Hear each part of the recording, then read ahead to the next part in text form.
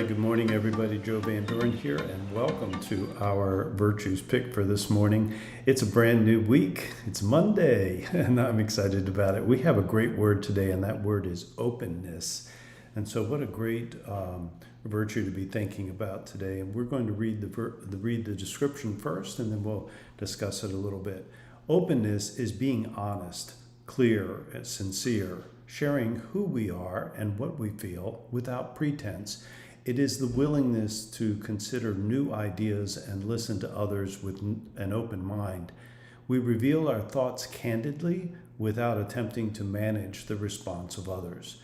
We hold no hidden agendas. We are more interested in connecting than controlling.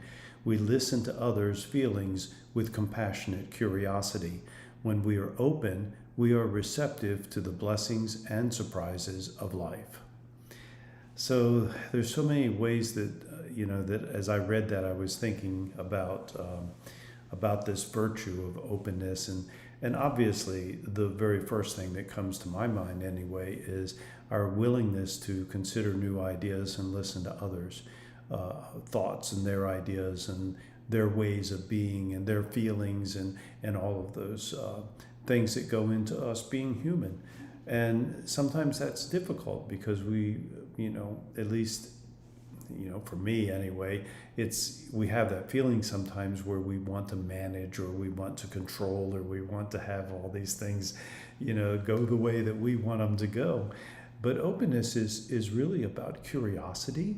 I love that line in there about compassionate curiosity, because curiosity really opens us to getting to know people in a way that maybe we wouldn't have if we weren't open to hearing their story, and everyone has a story. So honestly, I admire people that have that kind of natural tendency towards asking a lot of questions, and it's something that I continue to work on developing. Asking just questions that open the other person up and that allow them to express themselves. I mean, that sort of openness not only is great for the person asking the question, but it's also makes the other person feel like you're truly interested in them if we're willing to listen with that open mind and not try to, argue with them or change them or whatever.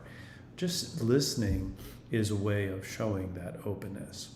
So, that's today as I go throughout my day, I want to be open not only to others and to what they're thinking or feeling or being, but also open to to new ideas that that the universe might bring to me, new ways of doing things, not being afraid to try something, being open to try new things, and not and that I think is going to open up new opportunities and certainly create more blessings and maybe a surprise or two and maybe some things that fail, but that's okay. We can live with that. We can we can work around that. So at any rate, I guess the only other thing I'd say about this virtue is that when we are open ourselves and we're expressing our own thoughts, we want to remember to balance it with the other virtues of tact and courtesy and thoughtfulness. So that's that's how I'm thinking about it today and how I'll be practicing or focusing on practicing it today. How do we teach our children about openness? I think that's a really good question, and I think the very beginning of it, when children are whether they're 5 years old or 15 years old, our ability as a parent to listen without judgment is critical to them feeling safe enough to be open. And I think that safety factor is something that's very important for our kids. All of us want to feel safe. And if we don't feel safe in saying what we're feeling, then we're going to close down. We're going to keep those things to ourselves. We're going to live a life that is based on what other people want versus what our inner being is telling us is right for us.